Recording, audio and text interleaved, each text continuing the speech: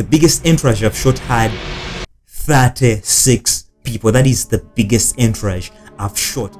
Yo, what's up my brother, what's up my sister? This is your boy Oscar Ntege again with yet another amazing video. In this particular video today, I'm going to share with you the best way to pose wedding groups. Even if they are not weddings or you're shooting a corporate event or something, I'm going to share with you a framework that I learned from the old painting masters, the Leonardo Da Vincis of this world, the Michelangelo. It doesn't matter how many people they are.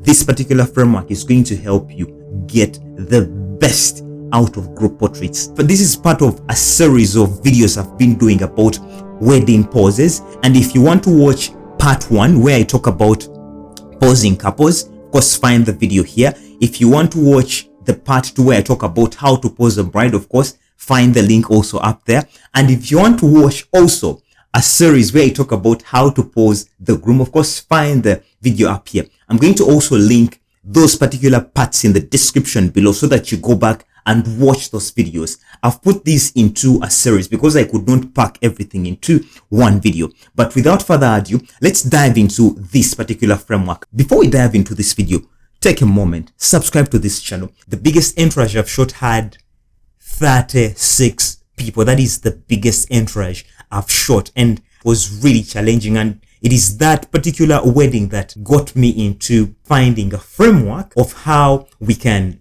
really pose these group pictures in the best appropriate way. I call it the Last Supper framework. Why do I call it the Last Supper framework? I call it the Last Supper framework because it is inspired by Leonardo Da Vinci's painting of the Last Supper. When you look at this particular painting, Leonardo Da Vinci painted it in such a way that he created scenes within a scene. And within the scenes, he created shapes.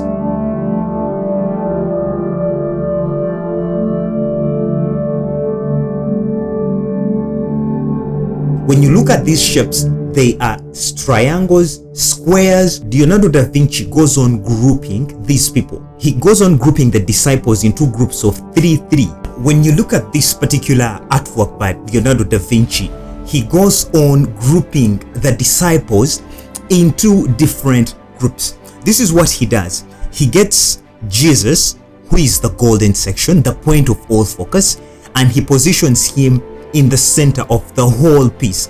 When you look at the whole piece, we have like 1, 2, 3, 4, 5 scenes happening in one single scene. So if you want to create super stunning group portraits, here is your basic framework.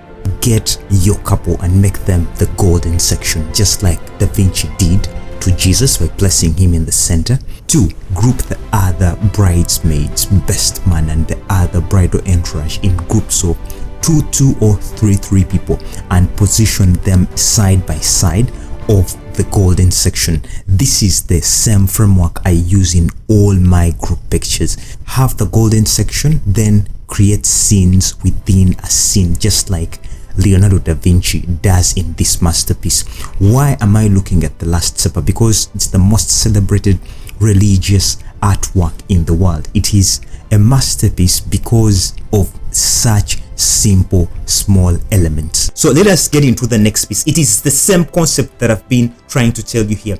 This is why I call these particular poses here the Last Supper groupings. Now the Last Supper groupings here, what I do, I position my bride and groom at the center of the whole scene. Then I go on grouping the rest of the entourage into different groups, of course following maybe, now this one is like a hexagon shape because I have that there, and still I create a hexagon form there. So it is the same concept here, but this time you're doing it into your photography. What this brings, it makes the bridal couple or the bride and groom stand out even more than just merely having them posed in a single straight line. I'm not saying that the standard straight line posing is bad. No, all I'm saying is you have to go a bit creative in your endeavors to create awesome work, because that is something that is going to make you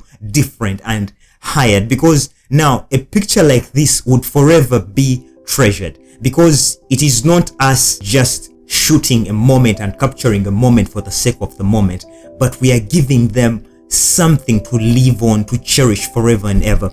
Of course, the same thing, the same idea is being employed here. We have the bride and groom sit in a particular chair.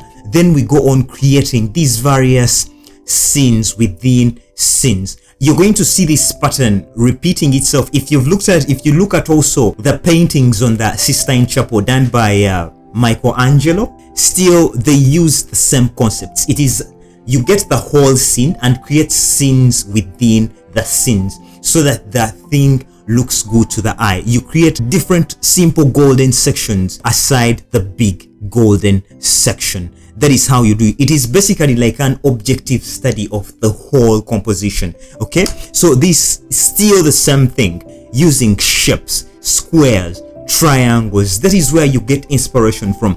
Most of my inspiration for group poses is got from the old masters paintings. I've looked at so much of Rococo artworks, of kind of artworks. Look at those old masters, study them, and see how you can employ these particular techniques in your photography. That is one thing that is going to make you super amazing. You know, it is the same thing. Now, scene within a scene, scene within a scene, the Da Vinci framework is going to work for you. Here I exclude the bride, and then I group the little girls at the side, you know, because we are creating a scene within a scene. Okay, now when you look at this, we basically have her in like a triangle, and we have this rectangle just by the side. Looks good to the eye. First of all, it tells even a better story of what is going on in the scene, because the human brain can easily process shapes. So we get this. Still the same concept here.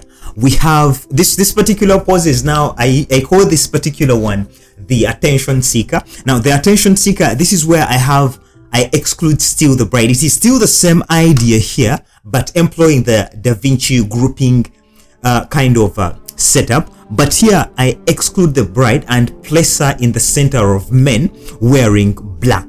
Here we have still the couple circle. Now the couple circle, still following the Da Vinci philosophy of scene within a scene, you make these particular couples couple up, and then you do those in from an aerial shot. No, you may not actually have, you know, somewhere to stand or a ladder to stand on to do such aerial shots, but with drone technology, these are shots you can do today with your thing.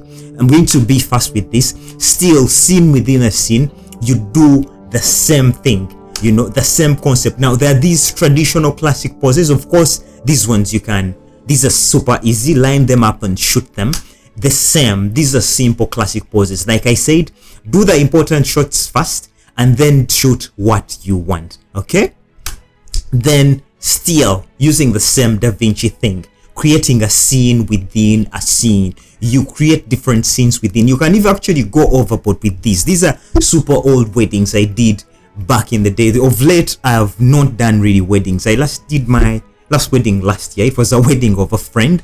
I no longer take on really weddings as weddings, because they are very tiresome to do. But if you're venturing into that thing of wedding, the wedding hustle, these are things really to look at, you know. Now there is this one I love calling the gossip girl. Now this gossip girl is where I place the girls in the background and I have the bride at the forefront, of course being super attentive, you know, to the camera, as the bridesmaids in the background just laugh it off. They just smile it off. Now I love calling this the gossip girl because in the background they're just talking, having fun. This is a fun picture to have in an album that is full of vows, people in church and all that stuff.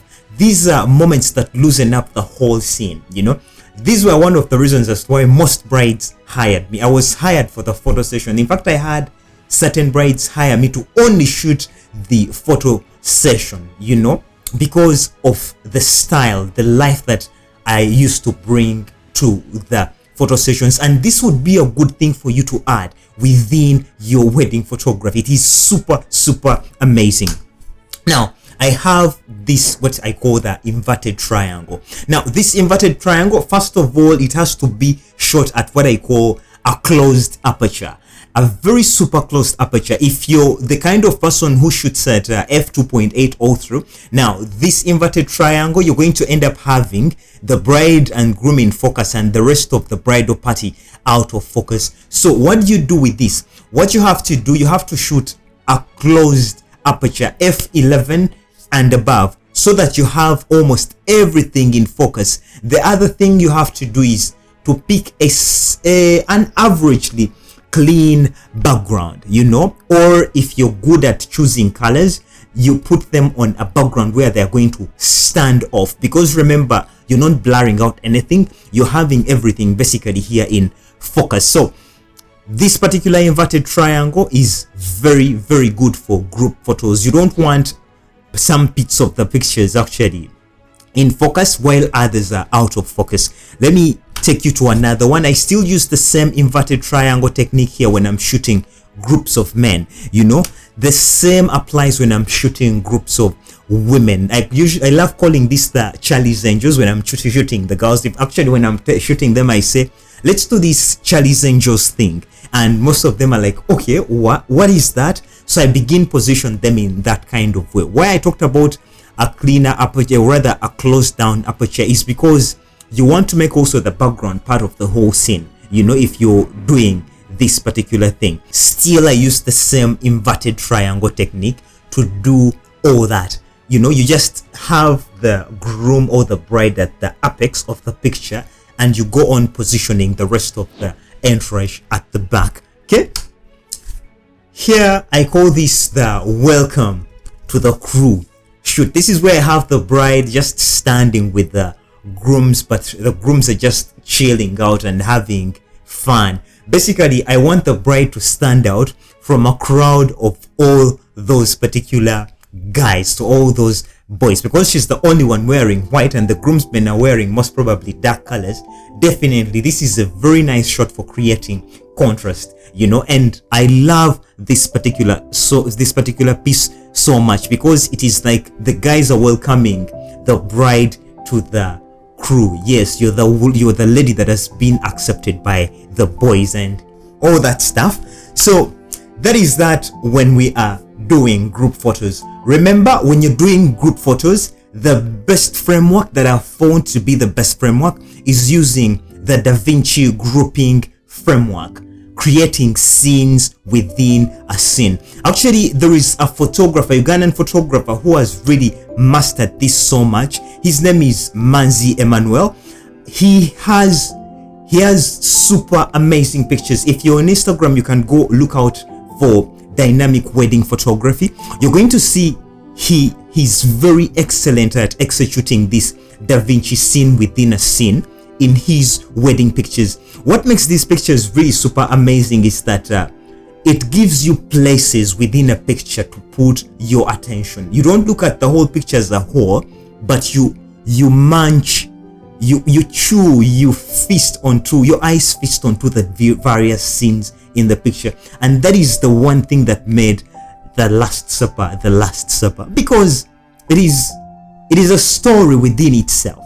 Okay, so this brings me to the next segment, and this next segment is what I call the fun wedding photography, the fun poses. These are fun, hilarious poses that you can add to your wedding photography. Give this video a thumbs up if you love it, and of course, if you've watched the previous series of videos, tell me what idea has resonated with you. Don't forget to click the subscribe button and turn on notifications so that you don't miss the next part when it comes out.